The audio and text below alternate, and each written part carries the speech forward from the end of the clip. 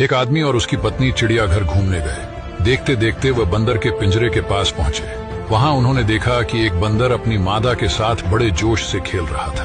ये देखकर पत्नी ने अपने पति से कहा, देखो कितना रोमांटिक जानवर है, अपनी मादा के साथ कितने प्यार से खेल रहा है। तब पति चुप रहा। तभी पति पत्नी आगे गए तो उन्हें शेर का पिंजरा नजर आया।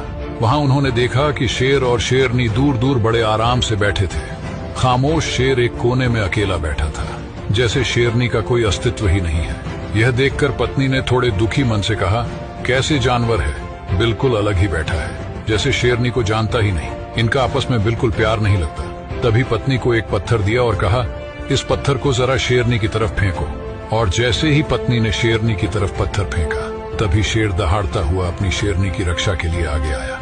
अब पति अपनी पत्नी को एक पत्थर और दिया और कहा, अब इसे बंदरिया की तरफ फेंको।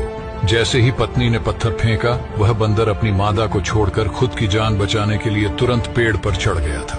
दोनों जानवरों को प्रतिक्रिया समझाते हुए पति ने अपनी पत्नी से कहा, बंदर की तरह झूठे और असंवेदनशील लोग अपने खोखलेपन को छिपाने के लिए अक्सर इस तरह के बाहरी दिखावे वाले रोमांस का ढोंग करते हैं। वहीं इसके विपरीत शेर की तरह लोग हैं जो दिखावे से दूर तनाव मुक्त होकर अपनी जिंदगी आराम से जी रहे हैं। और आज के समाज में हमारे आसपास बंदर ज्यादा है और शेर बहुत कम है।